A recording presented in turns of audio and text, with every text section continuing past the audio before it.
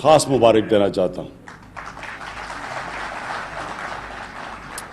مبارک یہ نہیں جو ابھی آپ سمجھ رہے ہیں کہ جو پیکج اناؤنس کیا اس کی مبارک نہیں. مبارک میں چیف منسٹر صاحب آپ کو اور پھر آپ کی جو ٹیم ہے, چیف سیکرٹری اور آئی جی پنجاب, جس طرح آپ نے یہ بڑے بڑے قبضہ گروپ کے محل گرائے ہیں, میں اس کے لیے خاص آپ کو مبارک دینا چاہتا ہوں.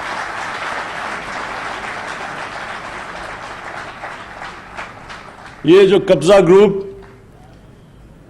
جو یہ لعنت ہے قبضہ گروپس کی, غریبوں کی زمینیں قبضہ کرنا, سب سے بیچارے جو ہمارے محنت کش بیرون ملک پاکستانی, وہ محنت کر کے بیچارے اپنے پیسے جوڑ کے آ کے زمین خریدتے ہیں گھر بنانے کے لیے, اس کے اوپر قبضہ ہو جاتا ہے اور پھر بے بس ہوتے ہیں لوگ ان طاقتور لوگوں کے سامنے.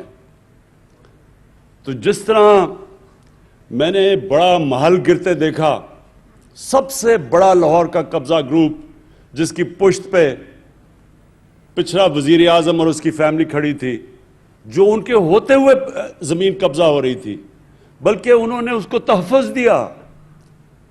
یعنی قبضہ گروپ کو کون بچا رہا تھا؟ وزیر اعظم اور اس کی حکومت. تو سوچیں کہ بیچارے چھوٹے لوگ کیا کریں گے. تو یہ جو لوگ کہتے ہیں نا تبدیلی کیا ہے, یہ ہے تبدیلی. جب یہ بڑے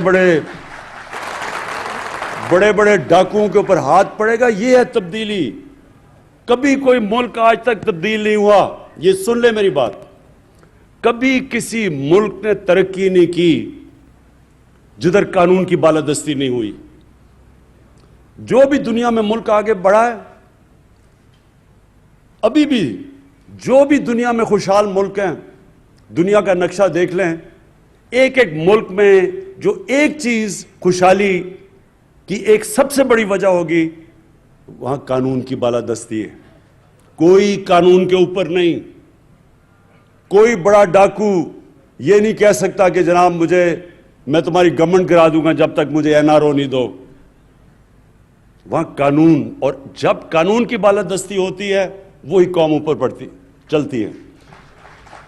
ہماری مدینہ کی ریاست میں نبی صلی اللہ علیہ وسلم نے کیا کیا تھا؟ انصاف قائم کیا تھا. انصاف بنیاد ہوتی ہے خوشحالی کی. تو چیف منسٹر صاحب, میں نے تو یہ خاص کہنا تھا کہ لوگ سمجھتے ہیں کہ جی دیکھیں بڑا شرمیلا سا چیف منسٹر ہے, کوئی زیادہ تقریریں نہیں کرتا, شہباز شریف کی طرح اربوں روپے اپنے اشتہاروں پہ اپنے اوپر نہیں خرچ کرتا, بڑے 40 گاڑیوں کے کانوائے میں نہیں پھرتا. لیکن یہ اصل کام ہے کرنے کا. اور آج ساہیوال میں مجھے خاص طور پہ خوشی ہے کہ ہم نے یہ جو پروگرام شروع کیا, یہ چیف منسٹر صاحب اور ہم نے ڈسکس کیا کہ ہم اب ڈویژن بائی ڈویژن جائیں گے, اور جو علاقے پیچھے رہ گئے ہیں باری باری ہم نے ایک علاقے کو اٹھانا ہے, اور پوری طرح یعنی اس کی ہر طرح اس علاقے میں ترقی کیسے ہم کروا سکتے ہیں. تو آج ایک پورا پیکج لے کے آئے ہیں ہم اپنے ساتھ. چیف منسٹر صاحب نے اپنا پیکج دیا ہے, اور اس میں بڑی زبردست چیزیں جو پہلی دفعہ ساہیوال میں ہوئی. دیکھیں, عام آدمی, سب سے زیادہ عام آدمی کی ضروریات کیا ہوتی ہیں؟ سب سے امپورٹنٹ چیز ہے عام آدمی کو کہ اگر اس کے گھر میں بیماری ہو اور اس کے پاس پیسہ نہ ہو تو وہ ہسپتال میں جا کے اپنا علاج کروا سکے. جو صحیح طرح مجھے لگتا ہے سمجھ نہیں آئی, کیونکہ میں نے اتنی اس چھوٹے سے گروپ میں تالی بجتے نہیں دیکھا. نہیں, ابھی میں بتاؤں کہ کس چیز پہ بجنی چاہیے تھی. فیصلہ یہ ہوا ہے کہ ساہیوال میں سارے لوگوں کو ہیلتھ انشورنس ملے گی 7.5 لاکھ کی.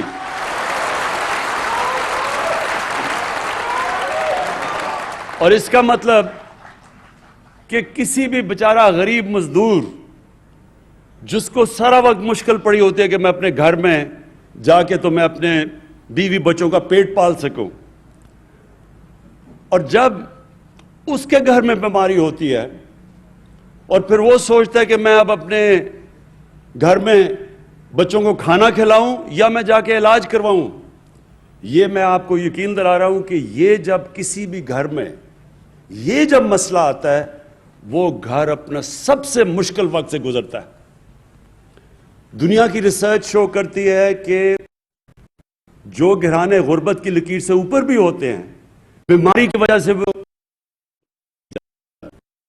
اور یہ شوکت خانم کینسر بنانے کی وجہ یہ تھی کہ کینسر کا علاج سب سے مہنگا ہے. تو تب میں نے سوچا کہ میں صاحب حیثیت تھا، مجھے اتنی مشکل پڑی اپنی والدہ کا علاج کروانے کے لیے، تو وہ جو بیچارے غریب گھرانوں میں گھر میں وہاں جب کینسر ہوتی ہے تو اس گھر کے اوپر کیا گزرتی ہے، کیونکہ کینسر کا تو بہت مہنگا علاج ہے. تو یہ جو ہیلتھ کارڈ شروع ہوا ہے ساہیوال سے، اور ڈی جی خان سب سے پنجاب کا غریب علاقہ ہے، ادھر سے شروع ہوا ہے تاکہ ان کو پہلے ہیلتھ انشورنس ملے، اور انشاءاللہ دسمبر تک سارے پنجاب کے لوگوں کے پاس ہیلتھ انشورنس آ جائے گی. تو یہ آپ کو پتا ہونا چاہیے کہ یہ امیر ملکوں میں، ڈیولپڈ نیشنز کے اندر بھی یونیورسل ہیلتھ کوریج نہیں ہوتی.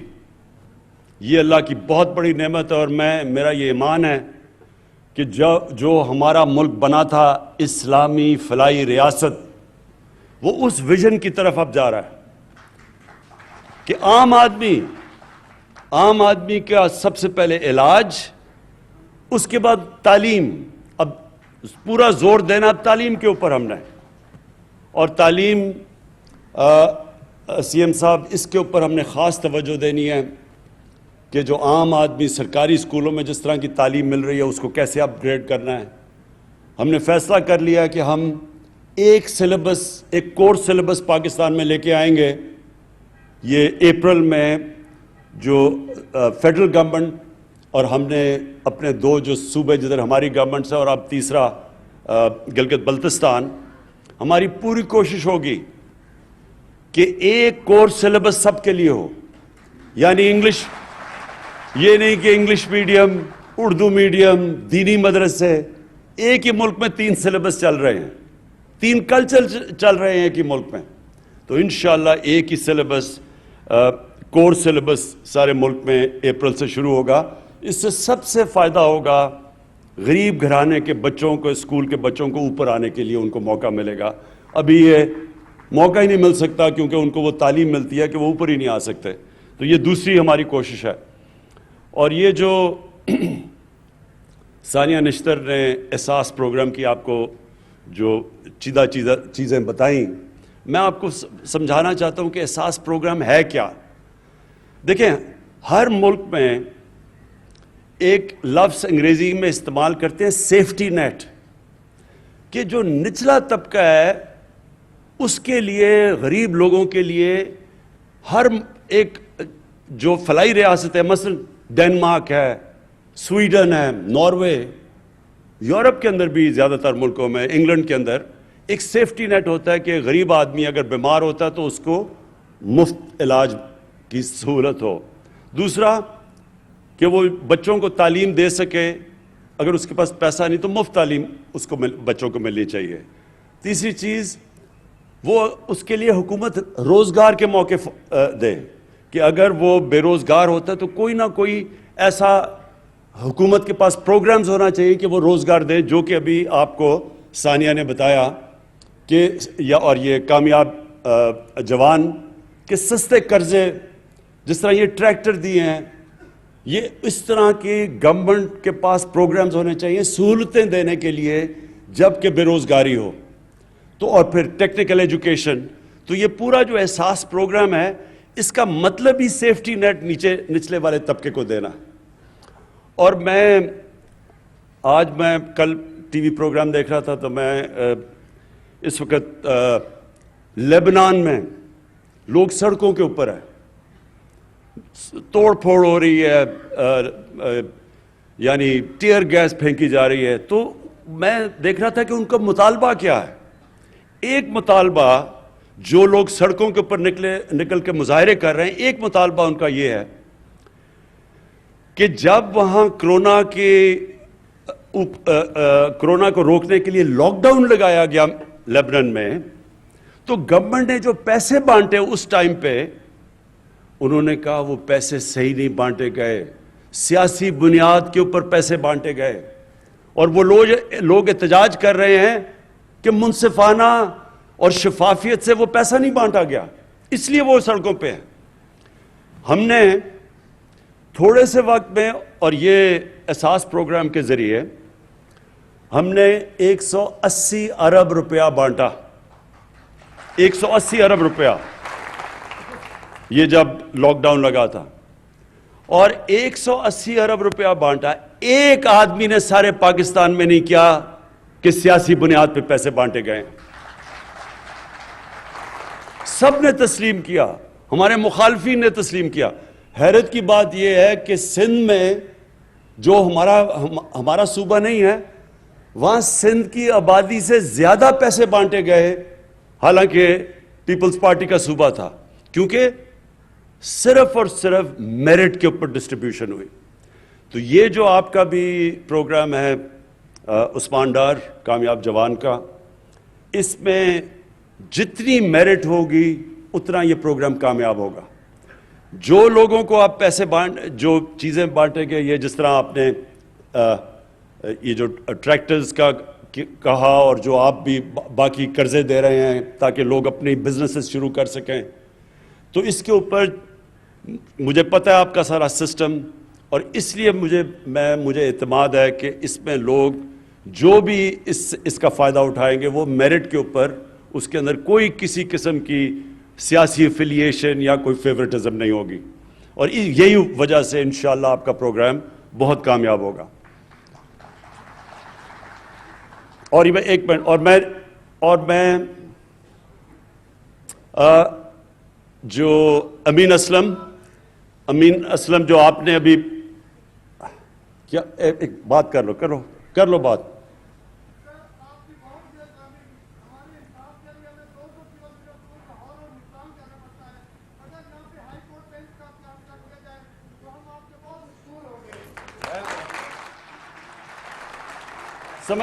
سمجھ گیا یہ بالکل ٹھیک ہے۔ دیکھیں ہماری کوششیں، جو لوکل گورنمنٹ سسٹم بھی اب ہمارا تحریک انصاف لے کے آ رہی ہے، بالکل ایک نیا لوکل گورنمنٹ سسٹم ہے۔ ساری اس کی کوشش یہ ہے کہ جو پاور ہے وہ نیچے تک جائے یا ڈیوالو کرے، تو جتنی لوگوں کی سہولتیں ان کے گھروں میں مل سکتی ہیں، بلکہ گاؤں کی سطح پہ مل سکتی ہیں، شہروں کے اندر مل سکتی ہیں، اتنا ہی بہتر نظام ہوتا ہے۔ تو جو آپ دیکھیں گے کہ جو ہمارا گورننس کا سسٹم لے کے آ رہے ہیں، جو نیا بلدیاتی نظام ہے، جو انشاءاللہ اسی سال جب الیکشن ہوں گے، تو آپ یہ دیکھیں گے کہ جو زیادہ تر لوگوں کے مسئلے مسائل ہیں وہ ان کے گھروں میں حل ہوں گے۔ اور یہ جو آپ بات کر رہے ہیں انصاف کی، کیونکہ اس میں عدلیہ سے ہمیں کنسلٹ کرنا پڑتا ہے، یہ ایڈمنسٹریٹو ایشو نہیں ہے، یہ ہمیں عدلیہ سے کنسلٹ کرنا پڑے گا۔ ضرور ہم بات کریں گے، میرا اپنا بالکل آپ سے میں اگری کرتا ہوں اس چیز کے اوپر کہ لوگوں کو اتنی دور جانا نہیں چاہیے انصاف لینے کے لیے، ان کو جتنا بھی ڈیوالو کریں ہائی کورٹس تو اتنا فائدہ ہوگا۔ اور جو میں اب جو تیسری چیز پہ آنا چاہتا ہوں، امین اسلم نے جو بھی آپ سے باتیں کی، یہ بھی بہت اہم باتیں ہیں۔ پاکستان میں ہم نے کبھی ان چیزوں کے اوپر توجہ ہی نہیں دی، ماحولیات کسی نے پرواہ ہی نہیں کی۔ میں جب چھوٹا سا تھا تو میں یہ چیچا وطنی کے جو بڑا جنگل ہوتا تھا، یہاں میرے ماموں شکار پہ مجھے لایا کرتے تھے جب میں 8-9 سال کا تھا، مجھے تب سے یاد ہے بڑا گھنا جنگل تھا۔ آہستہ آہستہ سارے جنگل ہی ختم ہو گئے، بڑے بڑے جنگل تھے، بڑے بڑے درخت تھے، ٹمبر مافیا نے وہ چھانگا مانگا کے جنگل، اس میں سارے بڑے درخت چلے گئے۔ یہ دیپال پور میں جنگل تھا وہ گیا، میاں والی میں بہت بڑا جنگل تھا کندیاں، وہ ختم ہو گیا۔ تو اب جو ہم کوشش کر رہے ہیں کہ ہم اب پھر سے پاکستان میں جنگلات اپنے اگا رہے ہیں، اور اس کے علاوہ پوری طرح ایک ریفارسٹیشن، یعنی ایک جو 10 ارب 10 بلین ٹری سونامی، یہ اب انٹرنیشنل پروگرام اکنالج کیا جا رہا ہے۔ اس کے اوپر اب ہم ہر جگہ، پہلے تو وہ سارے جنگل ان کے اوپر قبضے ہوئے تھے، تو وہ قبضہ کا تو آپ کو پھر سے میں نے کہہ دیا کہ عثمان بزدار نے تو جہاد کر دیے قبضہ کے اوپر، تو انشاءاللہ جنگلات کے بھی سارے قبضے چھڑائیں گے. اور اس کے بعد ایک بس تو امین اسلم، ایک تو یہ بڑا زبردست آئیڈیا ہے کہ ہم پہلے جو سیوریج کو ویسٹ واٹر ٹریٹمنٹ پلانٹ بنائیں گے، جو کہ آج جس کی میں نے انوگریشن کی ہے، کہ یہاں یہ جو گندا پانی ہم اپنے دریاؤں میں پھینک دیتے ہیں، ہمارے وہ نیچے جا کے گراؤنڈ واٹر میں مل جاتا ہے، کسی نے آج تک پرواہ نہیں کی. ایک پاکستان کا بنایا ہوا ویسٹ واٹر ٹریٹمنٹ پلانٹ، وہ جس کی میں نے آج انوگریشن کی ہے، جو کہ 4 ارب کا امپورٹ کریں تو بنتا ہے، جو 40 کروڑ کا یہاں لوکلی بنا ہوا ہے. اور یہ انشاءاللہ ہم نے سارے پاکستان کی ڈسٹرکٹس میں لے کے جانا ہے. اس سے فائدہ کیا ہوگا؟ اس سے کیونکہ پانی کا آگے جا کے مسئلے آ رہے ہیں پاکستان میں، ابھی بھی آ رہے ہیں، تو وہ جو پانی ہے اس کو ٹریٹ کر کے، اور وہ جو پانی ٹریٹ کر دیں گے، وہ پھر اس سے جنگلوں کے اندر، جنگل اگانے کے اندر وہ پانی کو استعمال کریں گے. تو وہ پانی بھی گراؤنڈ واٹر یا ہمارا جو پینے کا پانی اسے متاثر نہیں کرے گا، اور اس پانی سے ٹریٹ کر کے تو اس کو ہم اپنے جو جنگلات، اب ہم پوری طرح کیمپین کرنے لگے ہیں، یہ جو جنگل آپ کے تباہ ہو گئے ان کو اگانے کے لیے اس پانی کو استعمال کریں گے. ساتھ ساتھ جو امین اسلم نے بات دوسری بھی کی کہ یہ بڑا افسوسناک ہے کہ سارے باہر سے کولا امپورٹ کرتے ہیں، وہ سارا کولا ادھر سے ٹرین میں آتا ہے ساہیوال تک. اصولوں تو یہ پلانٹ اگر بنانا ہی تھا کولے کے اوپر پاور پلانٹ، تو یہ سمندر کے پاس بناتے تاکہ اتنی دور کولا لانا نہ پڑتا. لیکن اس کے ہم جو سٹڈی کر رہے ہیں، بڑے برے ماحولیات کے اوپر اثرات ہیں، تو اس کے اوپر بھی آگے اسٹریٹجی بنا رہے ہیں. لیکن کوشش اب یہ ہے کہ یہاں ریفارسٹیشن بہت زیادہ آپ کے درخت اگائے جائیں تاکہ وہ آپ کی ماحول کو، آپ کی پولوشن لیولز کم کریں. جو آخر میں سب سے امپورٹنٹ چیز ہے آپ کے لیے، دیکھیں ساہیوال کے لوگوں کے لیے جو سب سے امپورٹنٹ چیز ہے، مجھے پتہ ہے آپ کو آپ نے یہ سڑک کی بات کی، میں نے ان کو کہا کہ اس کی پوری فیزیبلٹی ہمیں دیں، کیونکہ میں ایسے تو نہیں کہہ سکتا، مجھے تو نہیں پتہ ابھی تک جتنے زیادہ آپ نے اناؤنس کر دیے ہیں، جتنے اربوں کے پروجیکٹس، اب پتہ نہیں کہ پیسہ ہے بھی، میں ایسے تو آپ کو اناؤنس ہی کرنے لگا تالیاں بجوانے کے لیے.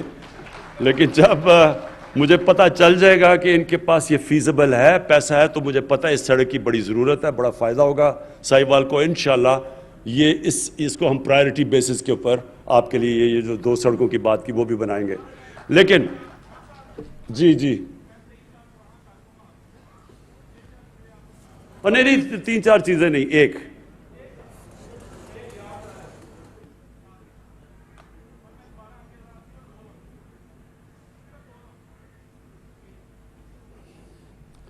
تین چار چیزوں کے لیے ٹائم نہیں ہے، ایک ہوتی تو میں سن لیتا. اچھا سنیں بس ایک منٹ سنیں. دیکھیں جی، آخر میں امپورٹنٹ یہ ہے کہ جو آپ نے بڑی زبردست بات کی کہ یہاں انڈسٹریل اسٹیٹ بنانی ہے آپ کے لیے. اصل روزگار نوجوانوں کو انڈسٹریل اسٹیٹ سے ملے گا. اس وقت پاکستان کو ہم بڑی دیر کے بعد انڈسٹریلائز کرنے کی کوشش کر رہے ہیں. اللہ کا کرم ہے کہ ہماری پالیسیز کی وجہ سے آج فیصل آباد میں، گجرانوالہ میں، سیالکوٹ کے اندر اس وقت ٹیکسٹائل کے لیے، ٹیکسٹائل فیکٹریوں کو ورکر نہیں مل رہے، مزدور نہیں مل رہے. ساری ٹیکسٹائل ہماری انڈسٹری اس وقت چل پڑی ہے. ہماری کنسٹرکشن انڈسٹری انشاءاللہ اٹھ گئی ہے. تو ہماری اب کوشش یہ ہے کہ انڈسٹریلائز، اور آپ کے لیے، اس علاقے کے لیے وہ انڈسٹری جو ایگرو بیسڈ ہے، اس کے اوپر اب ہم پورا کام کر رہے ہیں کہ آپ کی انڈسٹریل اسٹیٹ پوری ڈیولپ کریں. اس کے لیے ہم پورا کام کر رہے ہیں. زمین کا بھی ہم نے نشاندہی کر لی ہے، اور انشاءاللہ جو ٹرانسفارمیشن آئے گی فیصل آباد کی، وہ اصل میں جب آپ کی انڈسٹریل اسٹیٹ کام کرنا شروع کرے. میں اور ایگریکلچر اور زراعت کے لیے میں یہ کہنا چاہتا ہوں کہ ایک بڑی پالیسی لے کے آ رہے ہیں ہم، ایک لانگ ٹرم پالیسی پہلی دفعہ. کیونکہ اس وقت ہم نے اپنی جو اصل چیز اس کو اٹھانی چاہیے تھی پاکستان میں، زراعت، اس کے اوپر توجہ ہی نہیں دی، نہ اس کے اوپر کوئی ریسرچ کی ہے. لیکن ہماری اس وقت خوش قسمتی یہ ہے کہ چائنا کے ساتھ اکنامک جو ہمارا سی پیک کا جو ان کے ساتھ اگریمنٹ یا سی پیک کے اندر اگریمنٹس چل رہی ہیں، اس کے اندر ہم نے اب ایگریکلچر کو، اپنی زراعت کو شامل کر لیا ہے. تو چائنا سے یہ سمجھنا چاہیے کہ ان کی ریسرچ ہمارے سے بہت آگے نکل چکی ہے سیڈ ڈیولپمنٹ میں، لیکن خاص طور پہ لائف سٹاک، کیونکہ ساہیوال مشہور ہے، اپنی ساہیوال کی گائے مشہور ہے ہر جگہ. لیکن آپ کو پتہ ہونا چاہیے کہ جو چائنا کے اندر جو ان کی گائے دودھ دیتی ہے وہ 6 گنا زیادہ ہے پاکستان سے. تو یہ سوچ لیں کہ ہم اپنی اگر ساہیوال کے اندر ہی یہیں شروع کر دیں، اپنی گائے کی کوالٹی امپروو کرنی شروع کر دیں، اور ہمیں پورا مدد کرنے کے لیے تیار ہے چائنا، تو آپ سوچ لیں کہ یہاں دودھ کی پروڈکشن کدھر پہنچ سکتی ہے. اور پھر دوسرا جو ہماری جو زراعت کے اندر جو چائنا کے اندر پروڈکشن ہے، ان کی جو پیداوار ہے گندم میں، باقی جو ان کی کراپس ہیں، وہ ہمارے سے کئی گنا زیادہ ہے. تو ہم نے اب پوری ٹیکنالوجی کی طرف جانا ہے اور پوری توجہ دینی ہے کہ اپنی زراعت کو ہم اٹھائیں، کیونکہ 60s کے بعد جب وہ میکسی پاک آئی تھی اور ریولوشن آئی تھی ہماری زراعت کے اندر، اس کے بعد کبھی بھی توجہ نہیں دی گئی.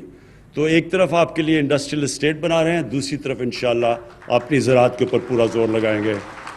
اور انشاءاللہ ساہیوال وہ جگہ ہے، میں ویسے آپ کو آخر میں بات کر دوں، ساہیوال وہ جگہ ہے جو میں اپنی زندگی کا پہلا ریپریزنٹیٹیو کرکٹ میچ 16 سال کی عمر میں ساہیوال میں کھیلا تھا. شکریہ.